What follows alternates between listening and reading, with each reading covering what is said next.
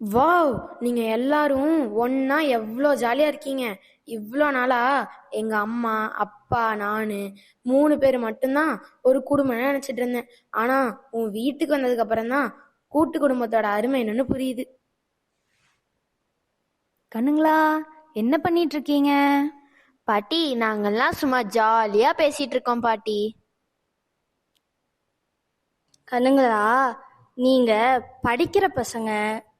இப்படி சும்மா பேசி பேசி பொழுத போக்காம நம்ம அறிவை வளர்க்குற மாதிரி, நம்ம ஆரோக்கியத்தை வளர்க்குற மாதிரி, நம்மளை விட படித்தவங்க பெரியவங்க அவங்க கூட எல்லாம் பேசினாதான் நம்ம எதிர்காலம் நல்லா இருக்கும்.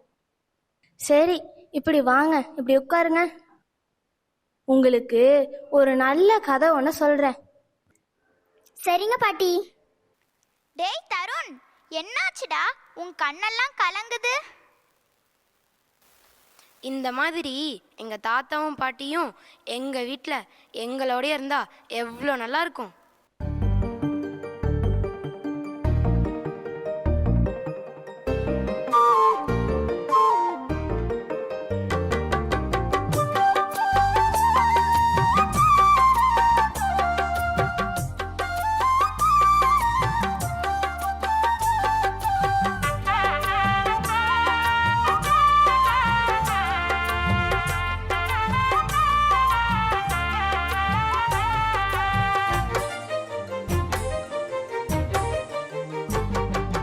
தாத்தா பாட்டி வசிக்கும் வீடு கோயிலாட்டம் இருக்கும்.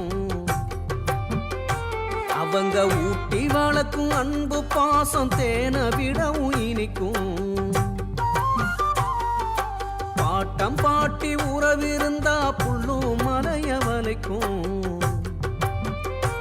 அவங்க போட்டு வச்ச பாசவித சூரியனில் முளைக்கும். பாடுற எம்பாட்டு பாட்டி தந்த ஆசிங்க, ஓடுற தண்ணியில படியாது பாசிங்க. தனிமரம் தோப்பாக ஆகாது யோசிங்க, தனிமரம் தோப்பாக ஆகாது யோசிங்க. தாத்தா பாட்டி வசிக்கும் வீடு கோயிலாட்டம் இருக்கும். அவங்க ஊட்டி வளர்க்கும் அன்பு பாசம் தேனை விடவும் இனிக்கும்.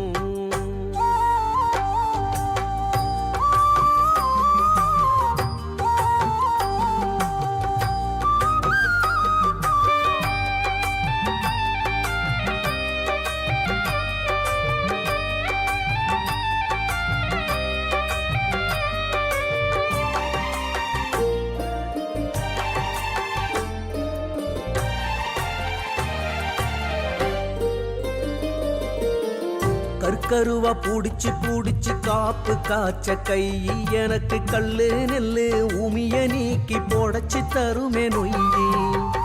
உங்களுக்கு புதுசு வாங்கி பூத்து வரும் தை எனக்கு பொக்கிசமா தெரியும் எங்க பாட்டி சுருக்கு பை. நடவண்டி பழகையிலே நிழல போல வருவா, வெத்தல போடும் போது காம்ப கிள்ளி தருவா. நாலடி நான் நடந்தா நெத்தி வேர்வ வழிப்பா, காலடி மண்ணெடுத்து கண்ணாறுதான் கழிப்பா. வெயிலும் எம் மேல பட்டா முந்திய வச்சு தடுப்பா. மழை வந்தாக்க சாக்கு பையில கொங்காட செஞ்சு கொடுப்பா, கொங்காட செஞ்சு கொடுப்பா. தாத்தா பாட்டி வசிக்கும் வீடு கோயிலாட்டம் இருக்கும். அவங்க ஊட்டி வளர்க்கும் அன்பு பாசம் தேனை விடவும் இனிக்கும்.